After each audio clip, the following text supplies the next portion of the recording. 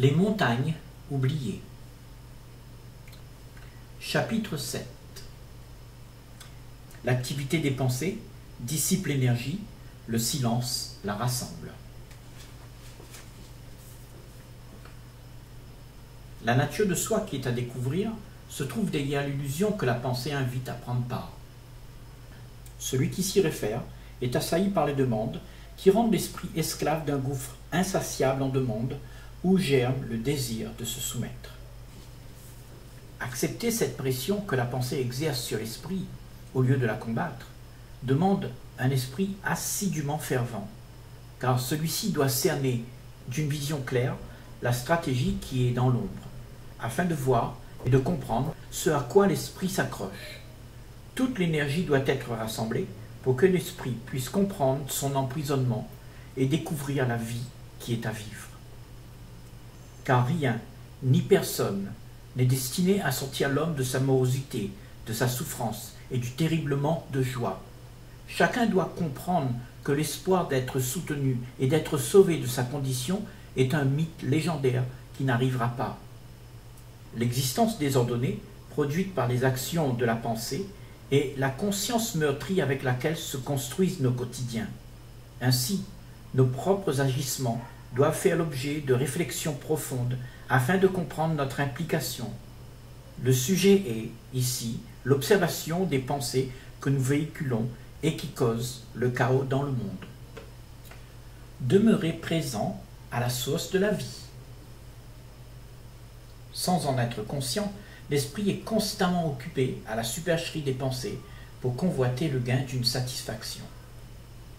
Pour cela, il sollicite le temps, dans lequel s'insèrent l'espoir, le désir, l'attente et l'ambition, qui, eux, enclenchent les frustrations qui sont les embûches sur le chemin qui mène au but, et par conséquent entraînent de la rivalité qui s'embrase éventuellement en violence afin de pouvoir les atteindre. C'est le mode de vie accepté de la plus grande majorité, reconnu comme étant la vie qui est à vivre, en dépit des souffrances qui sont propagées. C'est le genre d'activité qui a occupé les esprits de tous les temps, en faisant appel à des pensées de tout genre, dans l'espoir de trouver une solution au chaos engendré. Mais les temps ont défilé, et cependant, cette même activité se poursuit toujours sans relâcher sa ferveur. Toute la vie se construit ainsi, sur ce que la pensée projette pour organiser la sécurité d'un bien-être qui soit pérenne. Ceci vient du fait que la perception est celle de la remémoration des conclusions retirées des vécus passés. Elle détourne ce qui existe en ce que proposent les pensées. L'esprit accepte cela, et à travers la perception que prône l'illusion, ce qui existe est renié au profit du concept qui rassure. Mais le concept, c'est-à-dire la substance avec laquelle est fabriquée la croyance, celle que l'on accepte pour pacifier l'ignorance de l'immensité de la vie, limite l'esprit. Ceci étant, l'esprit est acculé à l'activité de l'imagination qui définira comment sera l'inconnu d'un point de vue rassurant. Bien entendu, ce qui est projeté existe uniquement dans l'idéal qui rassure. La vie est donc jonchée de mystères et d'appréhension pour celui qui s'est terré dans la sécurité de la vision idéalisée. Cependant, il y a une dimension au-delà de l'activité des pensées avec lesquelles tu ne peux pas concevoir l'immensité vivante. Tu ne peux donc pas la mettre dans un concept et prétendre connaître l'envergure de l'existence de cette manière. Tu ne pourras pas connaître son activité vivante, qui d'instant en instant change, tout en étant éternellement neuve, lavée des moments passés et ayant aucune projection dans l'espoir. Ce mouvement, nous l'avions vu, n'existe que dans le moment présent. Ce qui se passe après ou avant ne sont que les activités du temps d'où naissent des mémoires restituées et qui se prolongent avec l'espoir qui est de faire exister ce qui a été désiré. Cette activité est celle du moi, qui prétend exister à travers l'image de ce qui est reconnu acceptable aux yeux de la norme. Mais dans les faits, la nature de l'image n'a rien de véritable. Cependant, si tu vogues au cœur de la source vivante, synchronisée avec son état de pureté, et que ton esprit ne se laisse pas distraire dans le courant de sa rivière, existe alors toute l'authenticité originale dans sa pureté.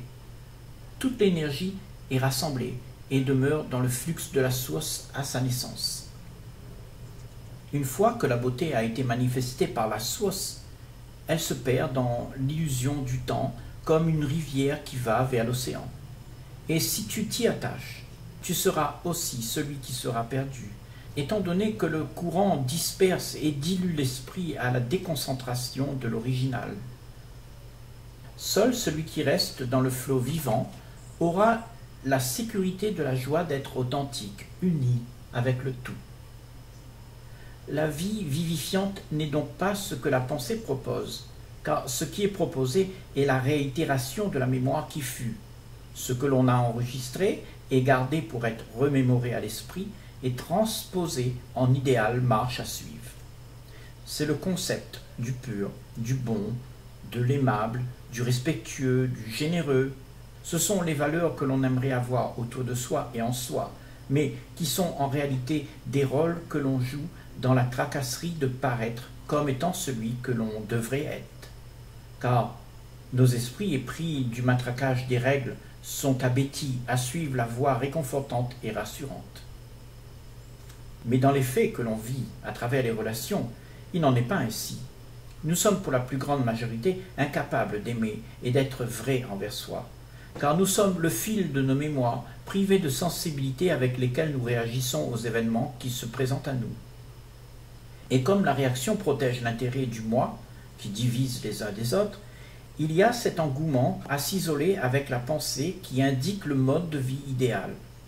Or, l'existence à vivre n'est pas de paraître au regard de la norme qui fut prescrite, comme étant figée et invariable. Cette activité, à s'ancrer dans les sillons habituels de nos entendements, a pour cause toutes les actions que nous avons de contrôler et de légiférer la norme pour que soit acceptée la morale mise en place. Nous avons fait de nos relations un lieu de sécurité où le respect et la reconnaissance que cela soulève sont une marque de réussite gratifiante. Nous enseignons aux générations suivantes la façon dont la vie devrait être vécue. Mais la vie vibrante de l'instant présent n'est pas connue. Nous en sommes même venus à avoir peur de la côtoyer en nous retranchant d'hier nos espoirs afin de ne pas y faire face. De ce fait, nous prenons appui sur nos habituels train-train, alors que cette énergie vivante à laquelle les pensées résistent est la nature de l'authentique soi. S'accepter sans recourir au passé. Nous trouvons la nécessité de cacher la réalité que nous sommes, sous prétexte que nous serions confrontés au regard qui juge selon ce que la norme a prescrit.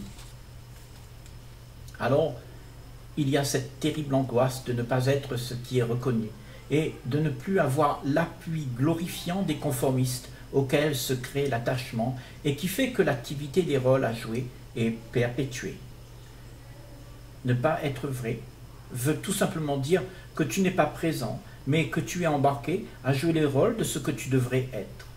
Tu demeures donc avec ce qui fait le concept des modes de vie, tiré de l'expérience vécue de l'humanité, et tu te calques sur l'idéal qui est proposé par les courants de pensée. Le défi est de se voir tel que l'on est et d'accepter de voir ce que l'on prétend être, qui est entretenu en jouant le faux. Pour se voir tel que tu es, tes réactions devront faire l'objet de ton attention, car c'est en elles que se trouve la source où se puise la connaissance de soi. Contrairement à ce que prônent les pensées, il y a dans l'activité du mensonge une grande délusion, où est attendu quelque chose qui viendra enchanter l'esprit de sa condition médiocre. Mais il n'en est pas ainsi. Tôt ou tard, nous serons confrontés au même désordre dans lequel nous nous sommes empêtrés, et il faudra y mettre de l'ordre. Toute attente d'être sublimé par un quelconque miracle pour remplacer la vie que tu as n'arrivera pas. Tu peux te raconter la vie que tu te projettes dans un rêve idéal, mais celle que tu as pour exister est la seule qui puisse être vécue et non celle que tu projettes d'avoir. Ce n'est qu'à toi à qui il revient la responsabilité de te rendre compte de l'engrenage dans lequel tu te trouves et d'y mettre fin. Mais nous avons cette tendance à dire « Donne-moi ce que je veux pour faire ce que je veux afin d'être assouvi ». Nous puisons dans la distraction que la pensée propose si bien que notre vraie nature d'être nous est étrangère. C'est donc à nous de nous libérer des pensées qui nous font miroiter la promesse d'un gain à poursuivre qui apportera de l'assouvissement.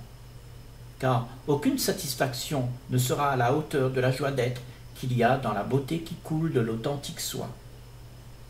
Il nous suffit de nous libérer du vouloir d'être aimé, du désir pour le gain et la reconnaissance. Cela afin d'être ce que tu es, sans essayer de jouer le rôle de celui qui veille à atteindre son but. Car cette activité donne à l'esprit sa nonchalance, pour s'installer dans la zone de confort à laquelle il s'est attaché et où inévitablement il y a la souffrance de perdre le réconfort que l'on y trouve.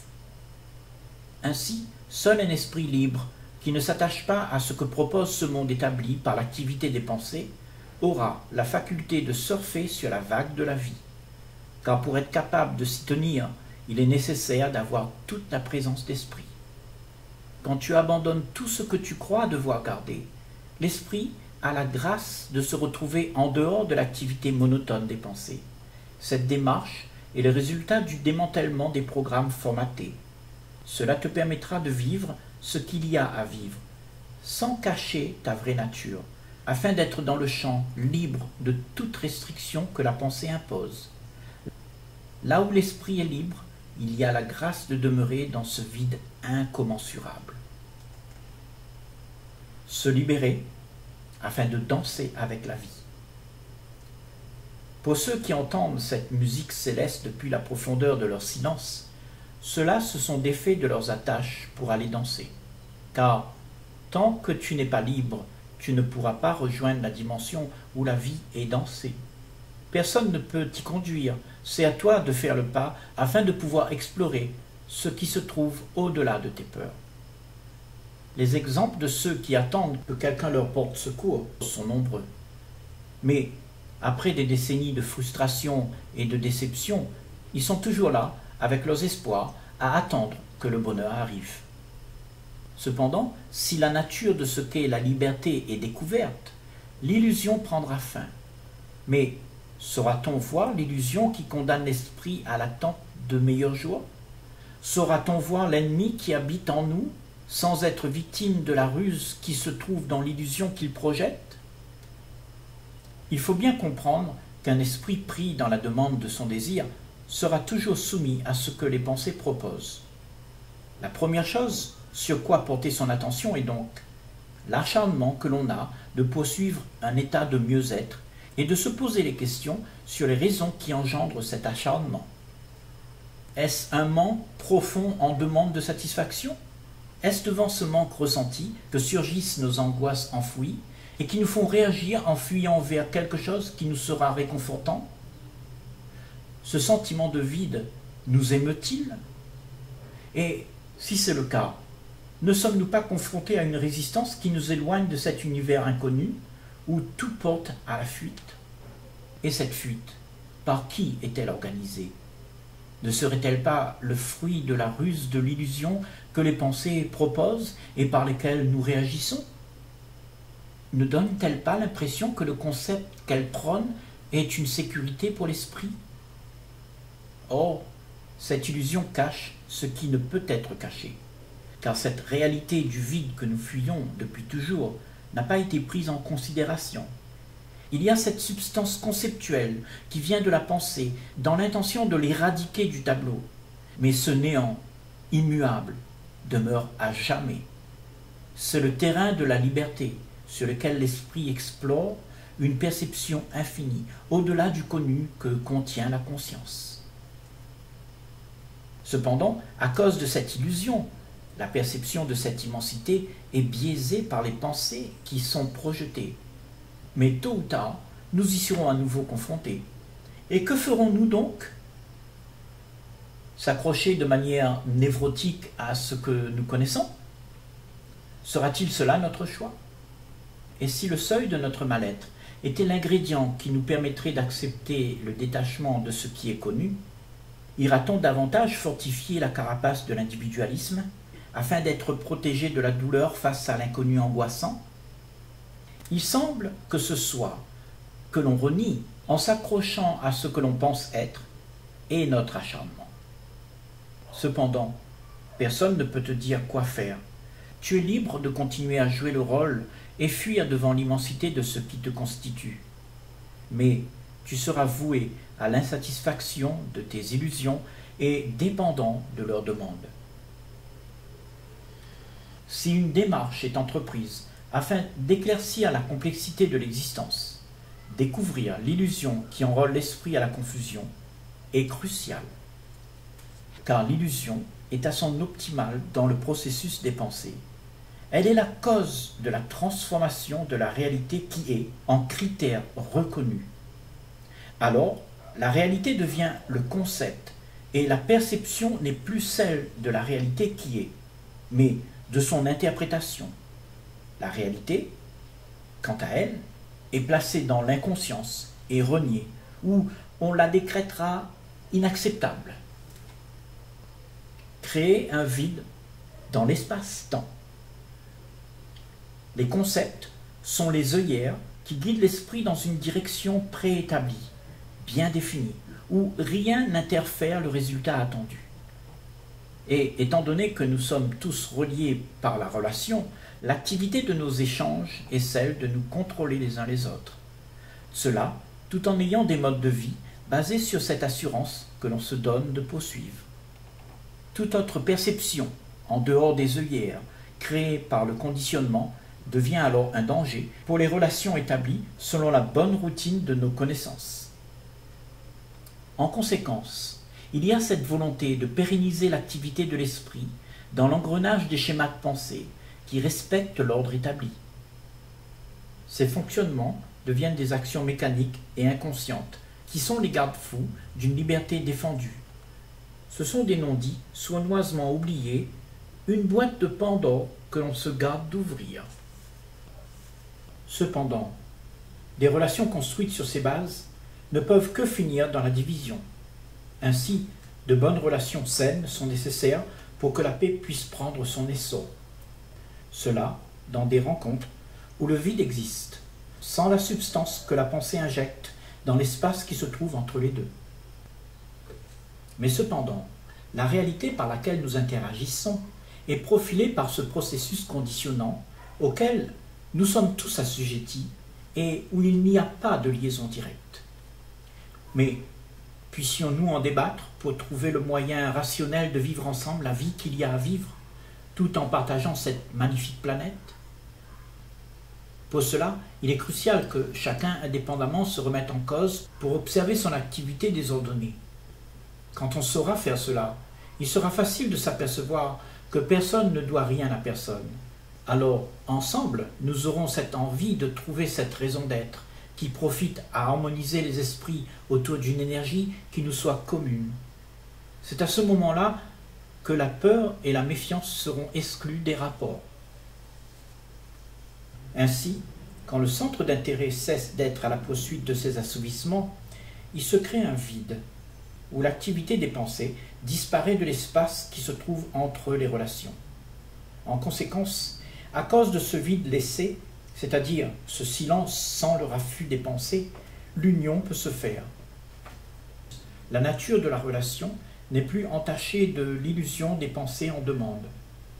Elle est investie d'une intelligence qui unit dans un amour qui n'a pas d'objet à aimer, mais qui aime le tout, sans demande et sans attente. Cet amour passe et repart comme une brise en laissant son bienfait, et nul ne peut la capturer pour en jouir plus tard dans ces moments sans joie. Il est donc bien évident que pour parfaire l'existence, l'esprit doit être libre de tout résidu pour que la perception se fasse clairement. Cela afin de retrouver la transparence de l'espace que les pensées encombraient pour que l'union de cet amour s'épanouisse. Car se constituer d'image de soi afin d'être rassuré face au vide qu'il y a, fausse la sincérité de la vraie nature de soi. L'esprit, ayant un état de présence sans aucune soumission de la part du centre d'intérêt, n'est pas soumis à l'occupation des pensées. Il peut percevoir au-delà du mode de vie infligé par la propagande des pensées. La pensée, un processus qui a sa place.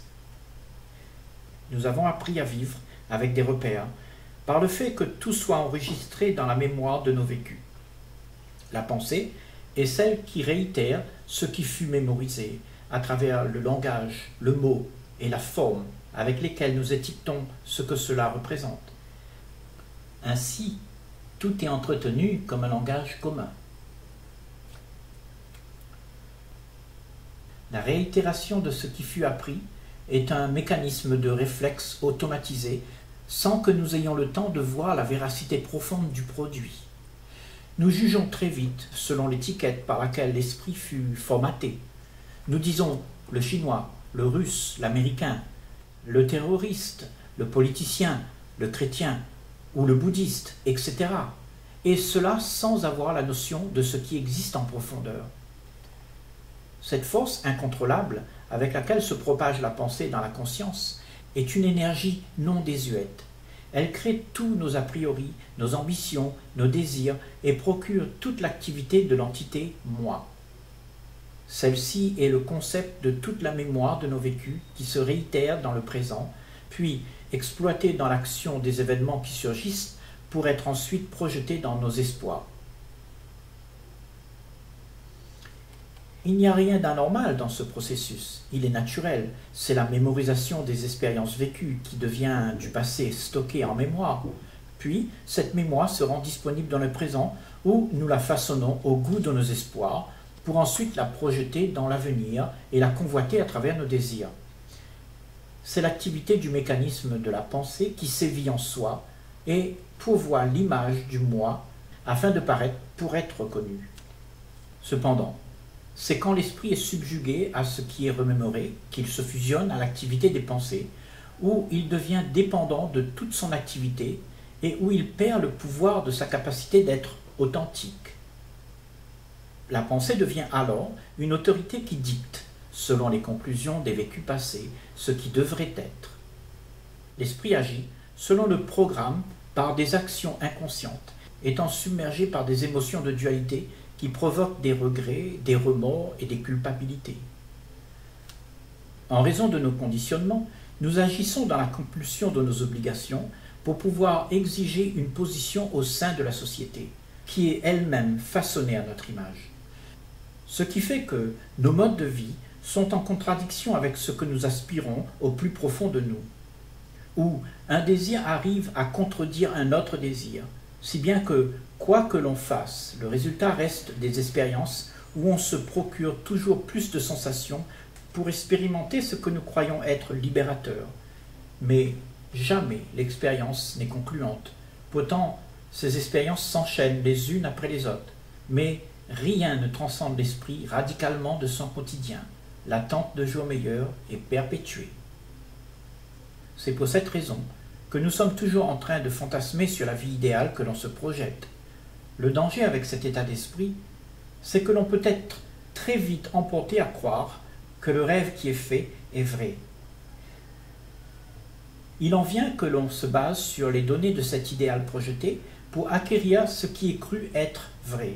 Il est bien évident que l'on s'invente des choses qui ne sont pas réelles, car le désir que l'on poursuit est la promesse que l'on se donne afin de découvrir quelque chose d'attrayant qui pourra nous sublimer. Cependant, même si nous avons gain de cause, il y aura indubitablement de la déception, parce que cela ne parviendra pas à libérer l'esprit de son enclave. Car l'expérience de l'événement est vécue dans l'espoir d'apporter de la satisfaction à nos propres désirs de liberté. De ce fait, tout ce que peut proposer l'activité par laquelle les pensées subjuguent l'esprit afin de parvenir à ses fins est une illusion par laquelle l'esprit est envoûté. Ce sont nos propres envies qui se projettent dans l'espoir et qui sont poursuivies afin que soit transcendée la réalité de l'état d'esprit dans lequel on se trouve. Le silence amène la clarté d'esprit et prodigue le renoncement de l'éphémère. Il convient donc de reconnaître la nature de l'esprit qui abandonne ce qui est convoité, car réalisant toute la futilité de l'action qui conduit à la déception, il y a une prise de conscience que la pensée est le pire ennemi de la liberté. C'est de cet éveil que l'esprit a besoin pour explorer sa vraie nature. Cette approche donne la capacité de discerner les pensées qui défilent sans être influencées, et ainsi de se rendre compte que pour traverser l'existence dans toute sa complexité, l'esprit ne doit pas se laisser accaparer par les leurres des promesses qui lui sont miroitées. Ce qui revient à dire que l'esprit doit mourir à ce qu'il croit devoir poursuivre afin de ne plus participer à l'action des pensées qui conditionnent l'esprit à la tromperie. Tout désir en quête de satisfaction doit donc être renoncé. Le centre d'intérêt, qui est le désir, doit cesser d'être cultivé par les promesses que l'on se fait, et une inaction totale des pensées doit prendre place, de sorte que la nature de l'esprit reprenne ses droits, libre de l'autorité des pensées, où plus rien n'est fait pour s'éterniser à arranger ce qui est dérangé. Ainsi, l'action de la pensée n'est plus obéie et l'esprit n'a plus de contraintes. Et quand l'esprit ne participe plus à l'action des pensées et qu'il se retrouve dans un calme absolu, que peut-il bien se passer? Déjà, pour avoir perçu l'absurdité des rôles imposés par l'activité des pensées, celle-ci se confirme d'elle-même inutile, amenant le moi à être humilié à un simple instrument de l'esprit. Tout cet affairement est réduit à néant. L'esprit est en paix avec une conscience vidée de toute activité qui, ordinairement, est dans un brouhaha incessant. Ce brouhaha est un fond inconscient, subtil de l'activité de la pensée, qui garde l'esprit sous une forme d'hypnose léthargique, le rendant docile, puisqu'il est amoindri de ses capacités, étant préoccupé par la futilité des milliers de choses sans importance. Celui qui prend conscience de cet état de monotonie à s'occuper de l'éphémère et voit la futilité de la ruée, et qui reste hermétique devant les événements reconnus profitables par la majorité, celui-là sera propice à l'éveil, car il pourra, par son inaction à ce que demandent les pensées, percevoir l'engrenage du cercle vicieux qui est en cause et s'y garder d'entrer. Cet esprit qui perçoit l'imposture et qui fait de cet état de compréhension sa méditation pourra exercer ce qui est impossible aux yeux de la norme. Cette impossibilité se révélera à lui comme étant une probabilité concrète, car, ayant renoncé aux principes qui conditionnent l'esprit, la liberté se fait présente. Le problème de l'embrigadement. Celui qui survole sa condition constate l'ampleur de son conditionnement et voit que son sortilège semble être inévitable.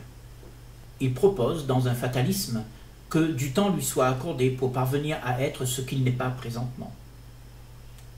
Et c'est là que s'inventent les méthodes à suivre pour atteindre le sublime, qui se trouve être une perpétuelle marche vers l'attente de nos désirs. Dans cette activité, l'esprit est en dégénérescence, car son énergie est dissipée dans le vent de la futilité d'un idéal à poursuivre. Il y a là de la frustration, de l'inquiétude, de l'adrénaline, de l'impatience que cause ce désir d'atteindre le but convoité. Cette activité est néfaste pour la réalité, car elle reste sous le contrôle de l'information que la pensée pourvoit. De ce fait, l'esprit n'est pas libre de quitter les sentiers battus dans lesquels la majorité a emboîté le pas, croyant trouver un destin qui lui soit souriant. Ici, nous allons enquêter afin de découvrir s'il existe une autre façon d'aborder le problème de l'embrigadement de l'esprit, prisonnier des schémas prescrits par les pensées, afin de voir s'il est possible d'agir différemment et passer outre le rail qui entraîne l'esprit à la dispersion et qui semble être une voie incontournable. Il est nécessaire de connaître ce que sont les bienfaits de l'attention, quand celle-ci est portée sur la beauté et que les pensées perdent leur impact sur l'esprit. C'est l'attention qui amène l'esprit au havre de paix et de beauté, où il se trouve dans une position à pouvoir procéder à l'observation de ce qui se passe. Par elle sont perçus de manière détachée le flux des pensées et leur subtilité, sans y être absorbé. Mais l'esprit doit rester dans ce silence, protégé et libre des pensées, afin de puiser sa force dans la beauté, car cette beauté n'est pas soumise à la corruption de l'activité des pensées. Demeurer attentif à la beauté est capital, même si cela implique de la solitude, celle qui te sépare de tout le réconfort que tu as l'habitude d'avoir. Être seul, sans le poids de tes conclusions, de tes avis, de tes croyances, de sorte que tu puisses voir le monde de la pensée s'agiter sans que tu y sois acteur. Dans cette méditation, tu peux voir l'envergure et la pression dans laquelle la pensée agit sur l'esprit. Et comme par cette observation tu as pu voir la stratégie des pensées, la logique et le bon sens te guident en dehors de son enrôlement. Dans ce havre d'éternelle beauté côtoyée d'instant en instant, l'esprit peut se reposer de l'agitation des pensées, là où se trouve la source intarissable de beauté qui met l'ordre dans le chaos. En sachant que l'activité de la pensée oppresse l'esprit et lui renie sa liberté, celui-ci se doit d'être aux aguets pour garder précieusement la beauté en son sein. Cela demande une persévérance et une acuité de tout instant pour ne pas être pris au dépourvu par les leurres que prônent les pensées. Non pas pour les contrôler, car autrement tu entres dans leur jeu, mais pour les observer se mouvoir, sans vouloir leur donner une direction qui alors te placerait dans une situation de dualité entre le contrôleur et celui qui est contrôlé. Étant donné que les deux sont liés, ils ne peuvent être séparés. L'observateur et la chose observée sont un seul élément indissociable. Il n'y a personne qui perçoit, seule existe la perception de ce qui est. Et cette perception en elle-même est l'intelligence qui est créatrice de l'ordre dans la conscience, si bien que tout ce qui est désordonné revient à la réalité de sa vraie nature pour être au service de l'intelligence. Cependant, en constatant les faits, la question reste latente et il devient persistant de savoir pourquoi l'observateur est aspiré à l'action de son désir, à jouer celui qui contrôle les événements de la relation pour que tout soit à son goût. À savoir, quel est l'élément du cercle vicieux qui le bascule dans la répétition de ce cycle, où l'esprit s'identifie à l'activité des pensées et y joue leur rôle. Si les pensées se taisent et laissent la place à une perception claire, le résultat est-il le processus d'une évolution? Le moi peut-il évoluer vers la perfection de l'ordre, de la beauté et de l'intelligence? Toutes ces réponses sont en dehors de l'activité du temps. Elles seront dévoilées à l'esprit qui se restituera à la sensibilité de la beauté du tout. Mais étant prisonnier des habitudes, l'esprit se dégénère dans la confusion, car le confort de l'individualisme retient son attention à son centre d'intérêt, où son énergie est dissipée. L'immensité devient pour lui un mystère, et la réalité du présent éternel ne lui est pas dévoilée. L'intangible perçu par la pensée. Quand l'esprit est libre, au-delà de toute l'activité des rôles qui se jouent pour l'intérêt d'être satisfait, il n'y a plus l'ingrédient qui puisse déclencher les actions de la pensée qui isole l'esprit dans son monde de confort. C'est là où se repose toute l'ambiguïté entre la réalité de ce qui existe et le moi que l'on a fabriqué pour exister à travers le concept de l'idéal. Se connaître passe avant tout par la nécessité d'être attentif, afin de débusquer ce que l'on n'est pas, c'est-à-dire tout ce que l'on a fabriqué pour se cacher de soi-même et prétendre être ce qui est acceptable au regard de l'autre. L'entité moi cache donc la réalité pour exister à travers l'image de soi. Il y a cette croyance d'être séparé du tout, à être isolé dans la conception de l'idéal soi. Mais il n'en est pas ainsi. Il y a un seul tout, dont l'ensemble est indissociable, un seul mouvement relié à une seule information qui synchronise le tout. C'est un fait observable de la vie qui nous entoure. Il n'est pas possible qu'il en soit autrement. C'est l'ordre naturel des choses qui le veut. C'est l'illusion des pensées qui prône le concept de séparation. C'est de l'idée exploitée par le mouvement de la pensée, véhiculée par la volonté du centre d'intérêt. C'est là où chacun se divise en milliers de choses et où on se raconte mes idées, mes désirs, mes affaires, mon pays, ma femme, mes conclusions, etc. Mais est-ce un fait? En réalité, ces acquisitions ne peuvent se faire, car c'est de la structure conceptuelle, un montage créé par la pensée, une vue de l'idéal qui réconforte l'esprit, le concept qui donne un sens de sécurité à travers lequel existe l'apparence que l'on se donne. Mais en réalité, tout est libre, rien ne peut être acquis, et si c'est le cas, c'est une croyance, une illusion que prône la pensée pour renforcer la zone de confort. L'idée d'avoir acquis transporte en elle l'illusion d'être en sécurité, si bien que pour la plupart, c'est un réflexe que d'amasser ce qui est convoité. Cependant, la sécurité est tout autre chose. Elle ne vient pas de ce que l'on peut prendre afin de satisfaire l'activité du centre d'intérêt, mais elle est présente quand cette activité n'a plus lieu. Cette planète, qui est la nôtre, ne peut être divisée par des tracés que la pensée peut concevoir en disant « c'est la frontière de mon pays, et voici les autres pays, et les continents dans lesquels ils se trouvent ». Pourtant, cela est accepté comme étant un fait réel pour tous. Mais si nous avions une vue du ciel, nous constaterions qu'il n'y a pas de frontières. Ce qui existe est l'ensemble de la planète. Les frontières sont l'œuvre de la pensée. La réalité est qu'il y a un seul tout, mais que l'activité des pensées a confiné à un périmètre séparé de manière illusoire et virtuelle. Ainsi, l'esprit identifié à ce virtuel concept que la pensée prône soulève des conflits dans les relations. Cela à cause de cette idéologie de séparation qui est acceptée comme un fait que prône l'intérêt du moi collectif. La réalité de ce qu'il y a est traduite par la pensée qui préconise le bien fondé de la chose depuis le programme qui lui est formaté, si bien que la perception est maintenant celle des pensées qui voient l'existence à travers le concept de l'illusion qui cache la réalité de ce qui existe. L'existence, avec une telle approche, engendre inéluctablement le chaos dans les relations, où chacun campe sur ses intérêts. Le moi et son activité sont donc au sein du soi en constante dualité. Il y a cette rivalité entre le vrai et le faux, entre le bon et le mauvais, entre celui qui juge et celui qui est jugé, entre moi et ma violence, moi et mes désirs, entre celui qui contrôle et celui qui est contrôlé. Le contrôleur impose son avis, extirpé de la mémoire de ses vécus, en se remémorant les pensées de ce qu'est la bonne attitude à avoir. Celle-ci martèle dans les esprits les normes qui ont été prescrites sur la manière que doit exister la réalité.